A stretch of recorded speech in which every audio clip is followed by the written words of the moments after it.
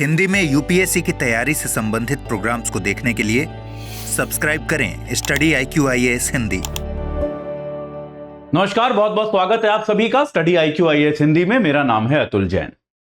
तो आज के इस सेशन में, जो कि एक छोटा सा सेशन होने वाला है 15-15 मिनट का बस, उसमें हम एक बहुत इंपॉर्टेंट बात पर चर्चा करेंगे जो मैंने अपने कोर्सेज में, अपनी क्लासेस में बहुत बार एक्सप्लेन किया है, लेकिन तब भी उसकी मांग आती रहती है और मुझे ऐसा लगता है कि एक छात्र के तौर पे मैंने भी इसमें गलतियां करी हैं और मैं अब भी देखता हूं तो शायद मेरे सबसे अच्छे, सबसे होनहार छात्रों ने इसमें गलतियां करी हैं, जिसका परिणाम उनको भुगतना पड़ा है।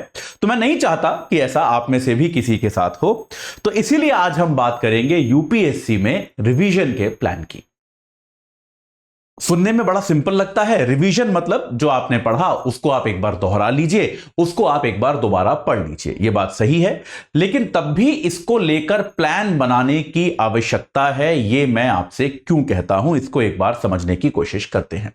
देखिए, यूपीएससी की परीक्षा के साथ होता क्या है, यूपीएससी की परीक्षा में एक बहुत बड़ी चुनौती आमतौर पे जो सबको फेस करनी पड़ती है वो है बहुत बड़ा सिलेबस। मतलब इसमें तो कोई डाउट है नहीं, आप सभी जानते हैं कि यार यूपीएससी का अपने आप में जो एक पाठ्यक्रम है वो पाठ्यक्रम बहुत ज्यादा बड़ा है और उस बड़े पाठ्यक्रम के कारण कई बार क्या होता है, हम उस पाठ्यक्रम को समाप्त ही करते रह जाते हैं। यह हम सबके साथ होता है।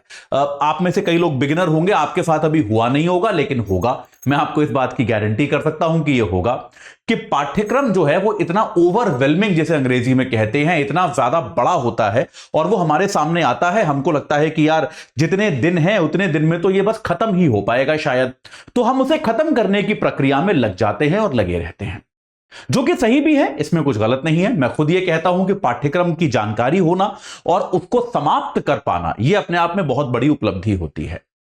लेकिन इस एक बात को याद रखिए कि अक्सर इसमें क्या होता है कि, और इसमें यह भी चीज होती है कि विषय बहुत सारे हैं और कई बार वो विषय आपस में जुड़े हुए भी नहीं होते कि आप पहले भूगोल पढ़ रहे थे, फिर आप इतिहास पढ़ने लगे, फिर आप विज्ञान पढ़ने लगे, फिर आप इकोनॉमिक्स पढ़ने लगे, फिर आप पॉलिटी पढ़ने लगे। अलग अलग विषय आपके सामने आते रहते हैं, तो आपको लगता है कि आप रोज कुछ नया सीख रहे हो, जो कि सही भी है। आपको लगता है कि यार रोजाना कुछ नई लर्निंग हो रही है, आप कुछ नई बातें सीख रहे हो। लेकिन प्रॉब्लम क्या है कि अगर आप इस प्रक्रिया में 6 महीने लगे रह गए, तो आप अगर एक बार पीछे मुड़ के देखोगे, और यह हम में से कई लोगों के साथ हो चुका होगा, आप में से बहुत लोग ऐसे होंगे जो 6-8 महीने, साल भर से तैयारी कर रहे हैं। मैं आपको एक एग्जांपल बताता हूं। कल मेरे को एक ईमेल आया बच्चे का जो कह रहा है कि सर मैं 1 साल से तैयारी कर रहा हूं। मैं उसका नाम नहीं बता सकता, ऑब्वियसली नहीं बताऊंगा, लेकिन अगर वो छात्र ये देख रहा हो तो उसको सहायता मिलेगी। तो उसने ये कहा कि सर मैं 1 साल से तैयारी कर रहा हूं और काफी सॉलिड तैयारी करी है। कुछ कोचिंग संस्थानों के उसने नाम भी लिखे कि मैंने यहां से कोचिंग करी है और काफी अच्छे से मैं पाठ्यक्रम कर चुका हूं, लेकिन जब भी मैं परीक्षा, कोई टेस्ट देने बैठता हूं, मेरे 70 से 80 के बीच में ही नंबर आते हैं। और जैसे ही मैंने ये पढ़ा, मेरे दिमाग में सिर्फ एक ख्याल आया कि इस बच्चे की सिर्फ एक प्रॉब्लम है, वो है लैक ऑफ रिवीजन। तो ये सब बच्चे जो 70-80 में अटक जाते हैं, 60 से 80 के बीच में अटक जाते हैं, उनके साथ एक प्रॉब्लम होती है, वो होती है लैक ऑफ रिवीजन। मैं आपसे पूछता हूं कि एक बार सोचिए, आप अगर 6 महीने से लगातार पढ़ रहे हैं, फिर एक दिन अचानक आप मुड़ के देखें जो आपने पहले महीने पढ़ा था, आपको लगता है वो आपको याद होगा? आपको लगता है उसमें जो भी डिटेल, जो भी डिस्कशन, जो भी चर्चाएं करी गई होंगी वो आपको याद होंगी? आपको लगता है कि आपका दिमाग, क्योंकि देखिए क्या होता है, कुछ चीजें तो जैसे मान लीजिए भारत का संविधान आप पढ़ रहे हैं, उसमें केंद्र राज्य संबंध, एग्जांपल के तौर पे कह रहा हूं, आप केंद्र राज्य संबंध पढ़ रहे हैं, तो भाई टॉपिक है, हर किताब में दिया होता है, हर कोचिंग के नोट्स में होता है कि भारत एक संघीय देश है, संघ के पास अपनी शक्तियां हैं, राज्यों के पास अपनी शक्तियां हैं, 7वीं अनुसूची से बंटवारा होता है, वगैरह वगैरह, ये आपको पता है। ये तो सामान्य जानकारी है। ये भी अगर आप पहली बार पढ़ रहे हैं तो शायद आपको याद नहीं हो। लेकिन सवाल फिर से वही आता है कि क्या यूपीएससी में यह आने वाला है कि भारत एक संघीय राज्य है या नहीं, या कौन सी अनुसूची से बंटवारा होता है? यह तो नहीं आने वाला।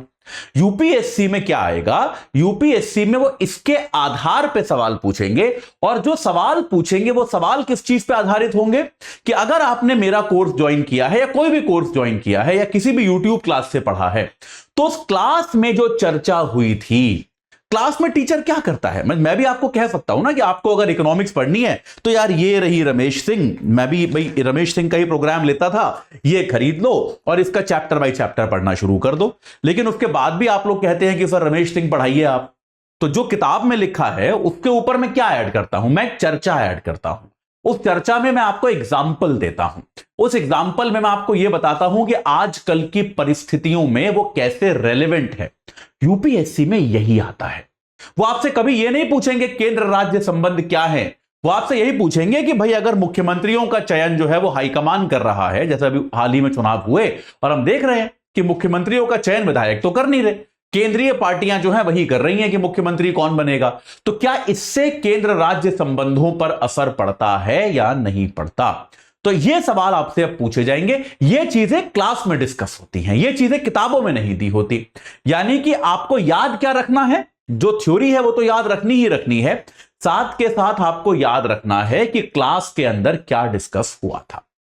तो एक बार को आपको थ्योरी तो याद रह जाएगी, क्लास का डिस्कशन कैसे याद रहेगा?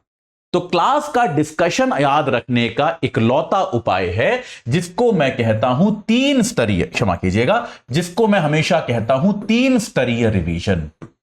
और यार ये चीज जो है मैं सभी छात्रों को बार बार कहता हूं कि आप थोड़ा कम पढ़ाई कर लीजिए वो चलेगा, लेकिन अगर आप बहुत सारा पढ़ के उसको रिवाइज नहीं कर रहे हैं तो आप आज लिख के रख लो कि आप अपने फेल होने का रास्ता प्रशस्त कर रहे हो, फेल होने का रास्ता क्लियर कर रहे हो।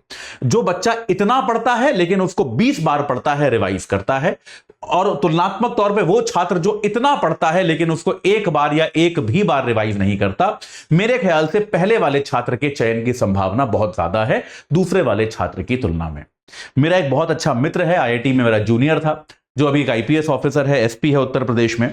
वो हमेशा एक चीज कहा करता था, एक आध बार मैंने उससे चर्चा की, उसने छात्रों के साथ एक आध सेशन लिया था हमारे, इसके पहले मैं जहां पर काम करता था, तो वहां पर उसने एक बात कही थी कि यूपीएससी की पूरी तैयारी जो होती है, एक साल की तैयारी, वो वास्तव में एग्जाम के एक महीने पहले आप क्या पढ़ोगे उसकी तैयारी होती है। यानी कि आपका रिवीजन जो होगा वो किस तरह से होगा, उसी के लिए आपको टूल्स बनाने होते हैं, क्योंकि याद तो आपको नहीं रहने वाला। उस व्यक्ति ने 5 बार ये एग्जाम क्लियर किया है और वो ये कहता है कि भाई मेरा ये मानना है कि याद तो आपको कुछ नहीं रहने वाला, तो आपको रिवाइज कैसे बेहतर तरीके से करना है, उसी की तैयारी यूपीएससी की तैयारी होती है। तो तैयारी के 3 चरण क्या होते हैं, रिवीजन के 3 स्तर क्या होते हैं? पहला स्तर हो गया दैनिक। आप कहोगे यार दैनिक तैयारी, ये दैनिक रिवीजन कैसे होगा? दैनिक रिवीजन एक 10 से 15 मिनट की कार्यवाही है जो आपको रोज करनी चाहिए। मैं आपको अभी भी बताता हूं कि मैं एक बहुत बड़ी कोचिंग जो है दिल्ली में करोल बाग में, वहां पे पढ़ाई करता था, इंग्लिश मीडियम की भारत की सबसे बड़ी कोचिंग है, और मैं रहता उससे दूर था, करीब आधे पौने घंटे की मेरी मेट्रो की ड्राइव होती थी, मेट्रो में मैं जाता था। तो यार मैं यही करता था कि क्लासरूम से मैं निकला और उसके बाद मेट्रो में बैठकर मैं जो भी आज क्लास में पढ़ा, 3 घंटे की 2.5 घंटे की वहां क्लास होती थी, जो भी पढ़ा, जो भी मैंने लिखा, जो भी मैंने नोट्स बनाए, जो भी क्लास में चर्चा हुई, मैं उस करीब पौने घंटे की मेट्रो की राइड पे उस पूरे को पढ़ता हुआ चलता था कि अच्छा आज ये हुआ। तो मेरा पहला राउंड ऑफ रिवीजन जो है वो मेट्रो में खत्म हो जाता था। मैं आपसे बार बार कहता हूं कि आप अगर मेरी हिंदी में हिंदू की क्लास करते हैं, या आप हमारे P2I बैच में हैं, या किसी भी और बैच में हैं, आप कोई भी क्लास कर रहे हैं, उसकी अगर आपको प्रेजेंटेशन मिलती है या आप स्वयं से उसके नोट्स बनाते हैं, तो आप रोज रात को सोने से पहले एक रिचुअल बना लीजिए कि यार मैं सोने के पहले बस, जैसे आज मान लीजिए मैं हिंदी में हिंदू करूंगा 4 बजे, तो आप ये देख सकते हैं कि आज की क्लास में क्या क्या इंपॉर्टेंट डिस्कशन था, क्या क्या चर्चाएं मैंने की, बस उसको आप एक बार 15 मिनट, ज्यादा से ज्यादा आपको लगेंगे, आप ये कर लीजिए। बस जल्दी से आप अपने फोन पे, आपके पास अगर हार्ड कॉपी है तो उस पर बस देखते चले जाइए, पढ़ते चले जाइए। अगर आप एक बार पढ़ लेंगे तो आपको चर्चा भी याद हो जाएगी। तो एक पहले चरण का आपका डिस्कशन जो है वो ये होना चाहिए कि एक दैनिक रिवीजन का प्लान आपका बनना चाहिए। ये क्लियर है? ये आपको नहीं छोड़ना है किसी भी कीमत पर। मतलब जैसे आप खाना खाना नहीं भूलते हो, वैसे ही दैनिक रिवीजन आपको करना ही पड़ेगा। अगर आप ये नहीं करोगे तो विश्वास रखिए 10 दिन बाद आपको कुछ याद नहीं होगा। मतलब आप मेरी क्लास आप में से बहुत लोग अटेंड करते होंगे हिंदी में हिंदू वाली, लेकिन आप लिख के रख लो हिंदी में हिंदू भी आपको 10 दिन बाद आपके सर के ऊपर से निकल जाएगा, ये न्यूज कौन सी थी पता नहीं, या सर ने क्या कहा था, इस पे क्या पॉइंट दिए थे, आपको कुछ याद नहीं आएगा। तो ऐसा मत कीजिए। दूसरा चरण जो होता है वो होता है जिसको मैं कहता हूं पाक्षिक रिवीजन। पाक्षिक रिवीजन जो होता है, कुछ बच्चे इसको साप्ताहिक करते हैं, मेरी सलाह होती है पाक्षिक, क्योंकि सप्ताह में एक दिन निकालना थोड़ा ज्यादा हो जाता है। पाक्षिक मतलब हर 15 दिन में एक बार, तो वो एक पूरा दिन आपको रखना पड़ेगा। पाक्षिक मतलब हर 14 दिन आपने पढ़ाई करी, 15वां दिन आप कुछ भी नया मत पढ़िए। 14 दिन आपने पढ़ाई करने के बाद 15वां दिन आप फ्री रखिए, और 15वें दिन आपने 14 दिनों में जो कुछ भी पढ़ा है उस सबको आप रिवाइज कीजिए पूरा दिन। याद रखिएगा, ये 1 आध घंटे का काम नहीं है, ये पूरे दिन का काम मैं आपको दे रहा हूं कि पूरा दिन आपको और कुछ नया पढ़ना ही नहीं है। यहां तक कि उस दिन अखबार भी मत पढ़ो, कोई बात नहीं, लेकिन 15 दिन में एक बार आपको एक पूरा दिन लगाना है कि पिछले 14 दिन में मैंने जो कुछ भी पढ़ा है उसको मुझे एक बार रिवाइज करना है। और याद रखिएगा, इसमें प्रश्न भी शामिल हैं, इस वाले में प्रश्न भी शामिल है। जैसे मान लो आप रोज के 10 एमसीक्यू करते हो, या एक आध आपने 15 दिन में 5 subjective answer, 10 subjective answer writing भी करी, तो एमसीक्यू दोबारा अटेम्प्ट मत करो, लेकिन उनको एक बार ध्यान से गहनता से पढ़ते चले जाओ कि ये प्रश्न था, ये 4 विकल्प थे, ये उत्तर था, ये एक्सप्लेनेशन था। ठीक है, अगला ये प्रश्न था, 15 दिन में आपने क्या 100 सवाल किए होंगे, 120 सवाल किए होंगे, 1-2 घंटे का वो काम है, लेकिन वो भी जरूर कीजिए। प्रश्न, सब्जेक्टिव उत्तर, अगर आपने सब्जेक्टिव उत्तर लिखे हैं, आपको फैकल्टी ने फीडबैक दिया है, तो आपका उत्तर फैकल्टी ने क्या फीडबैक दिया वो पढ़िए, आगे बढ़िए।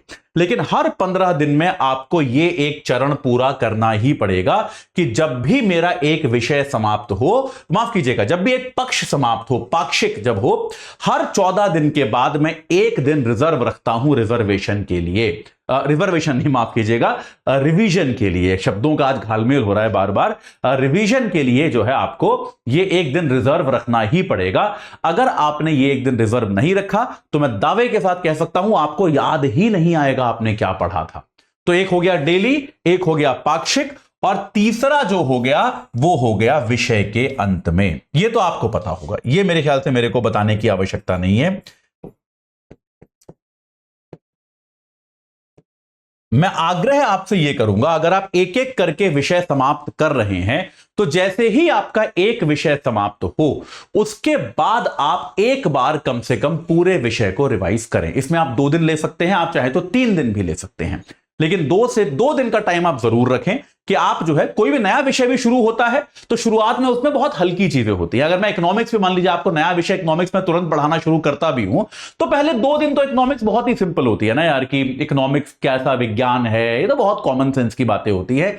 इन 2 दिनों में नए विषय का लोड कम होता है, तो प्रयास ये कीजिए कि जो पिछला विषय आपका समाप्त हुआ है 2 दिन में आप एक बार उसका पूरा रिवीजन कर लें। उसके अलावा आपके पास ज्यादा विकल्प नहीं होने चाहिए, ये याद रखिए। देखिए, यूपीएससी में नई चीजें पढ़ते रहना बहुत आवश्यक होता है, जो जरूरी है, लेकिन नई चीजें पढ़ना और उनको भूलते रहना उससे कोई फायदा नहीं है। जरूरत इतनी है कि आप तैयारी शुरू करते हुए अपने अध्यापकों की सलाह से, अपने सीनियर्स की सलाह से एक बार यह फिगर आउट कर लीजिए कि मुझे यही चीजें पढ़नी है। यह आपको टाइम कब मिलेगा? जब आप अपने पढ़ने के संसाधन सीमित करेंगे। आप सोचेंगे यार इकोनॉमिक्स मुझे एक ही किताब से पढ़नी है या एक ही टीचर से पढ़नी है, पॉलिटी मुझे एक ही कोर्स से पढ़नी है, एक ही अध्यापक से पढ़नी है। अगर आप पॉलिटी के मान लो 5 प्रोग्राम सुनोगे अलग अलग चैनल पे, तब तो आपके कभी खत्म ही नहीं होंगे ना, कभी आप रिवाइज भी नहीं कर पाओगे। तो हमेशा याद रखिए, इतनी तैयारी लेकिन कोई रिवीजन नहीं आपको कहीं नहीं लेके जाएगा। इतनी तैयारी लेकिन बार बार रिवीजन, ये 3 स्टेज रिवीजन अगर आप करेंगे तो निश्चित तौर पे आपको एग्जामिनेशन हॉल में चीजें याद आएंगी। सबसे खराब फीलिंग दुनिया की ये होती है जब आपको एग्जामिनेशन हॉल में बैठ के लगता है कि यार ये पढ़ा तो था लेकिन याद नहीं आ रहा है, इसको मुझे याद है मैंने पढ़ा था, मुझे याद है अतुल सर ने क्लास में डिस्कस किया था, ये कुछ तो इस बारे में बताया था, क्या बताया था वो याद नहीं आ रहा। वो आपके साथ नहीं होना चाहिए, ये आप प्रयास कीजिए। हम सब लोग बहुत कोशिश कर रहे हैं कि आपको बेस्ट क्वालिटी चीजें ला कर दें। आप भी मुझे पता है मेहनत कर रहे हैं, उस मेहनत को जाया ना जाने दें, उसको व्यर्थ ना जाने दें, और रिवीजन का एकदम कॉम्प्रिहेंसिव प्लान बनाएं। बिना रिवीजन के प्लान के आप यूपीएससी क्लियर नहीं कर सकते। ठीक है, चलिए अभी के लिए इतना ही। एक बार आपको फिर से बता दूं कि भाई हमारा P2I बैच जो है, P2I बैच हमारा किनके लिए है? 2025 ऑनवर्ड्स वाले बच्चों के लिए जो 2025 या 26 में परीक्षा दे रहे हैं। प्री टू इंटरव्यू सारी तैयारी आपको कराएगा। 14 दिसंबर से शुरू हो रहा है, शाम का बैच है, शाम 6 बजे का। एजे लाइव कोड जो मेरे नाम पे आधारित है उसको अगर आप लगाएंगे तो आपको ये 24,999 में मिल जाएगा। याद रखिए वेबसाइट पे कुछ और कोड भी लिखे हुए हैं लाइव और इस तरह के, उनसे 26,999 का मिलता है। रोजाना मैं देखता हूं कुछ बच्चे एनरोल करते हैं उन कोड को लगा के, वो गलती मत कीजिएगा। एजे लाइव लगाइए, 24,999 में जुड़िए। P2I अपने आप में एक कॉम्प्रिहेंसिव कोर्स है, संपूर्ण कोर्स है। ये आपको प्रीलिम्स मेंस इंटरव्यू सबकी पूरी तैयारी कराएगा। आपको रोजाना लाइव लेक्चर्स मिलेंगे, आपको डेली सब्जेक्टिव ऑब्जेक्टिव क्वेश्चंस मिलेंगे प्रैक्टिस करने के लिए, सब्जेक्टिव क्वेश्चंस का वैल्यूएशन मिलेगा, प्री मेंस की टेस्ट सीरीज मिलेगी, मेंटोरशिप मिलेगी। प्री क्लियर करते हैं तो मेंस की तैयारी के लिए आपको दिल्ली बुलाया जाएगा। आपका रहना खाना पढ़ना सब कुछ स्टडी IQ के खर्चे पर होगा, आपको कुछ भी नहीं करना पड़ेगा। और इंटरव्यू की भी आपको समग्र तैयारी कराई जाएगी। तो अगर आप 2025 या उसके बाद एग्जाम देना चाहते हैं तो आज ही जुड़ जाइए एजे लाइव कोड लगाकर हमारे P2I बैच से। बैच 14 तारीख को शाम 6 बजे शुरू हो रहा है, ठीक है। और अगर आप 2024 में अभी एग्जाम देना चाहते हैं कुछ महीने बाद और आपकी तैयारी ठीक ठाक है, याद रखिएगा, तो आप हमारे क्रैश कोर्स से भी जुड़ सकते हैं। SIP प्लस जो है हमारा क्रैश कोर्स, एजे लाइव कोड लगा के आप उससे 7,499 रुपए में जुड़ सकते हैं। यह कोर्स जो है 9 तारीख से यानी कि कल से प्रारंभ हो रहा है दोपहर 12 बजे से। तो इससे आप तुरंत जुड़ सकते हैं 7,500 रुपए में। पर याद रखिएगा ये केवल 2024 के प्री तक के लिए ही वैलिड है और इसमें हम थोड़ी सी गति के साथ, क्योंकि 4 महीने बचे हैं, सारा सिलेबस उसमें खत्म करना है, तो थोड़ी गति के साथ पढ़ाया जाएगा। तो अगर आप जो है आपकी तैयारी कुछ कुछ हो चुकी है तो आप इससे जुड़े। अगर आप एकदम ही सोच रहे हैं कि आज मैं अब 2024 की तैयारी शुरू करूंगा तो यह बैच आपके लिए नहीं है। इनफैक्ट 2024 का अटेम्प्ट भी फिर आपके लिए नहीं है, उसके लिए अब देर हो चुकी है। आपको 2025 में प्रयास करना चाहिए। तो 24 वाले बच्चे SIP से और 24 के बाद वाले छात्र छात्राएं जो हैं वो हमारे P2I बैच से आज ही एजे लाइव कोड लगाकर जुड़िए। अभी के लिए इतना ही। हिंदी में हिंदू के साथ आपसे 4 बजे एक बार फिर मुलाकात होगी। Thank you very much. Hindi में UPSC की तैयारी से संबंधित प्रोग्राम्स को देखने के लिए सब्सक्राइब करें स्टडी IQ IAS हिंदी।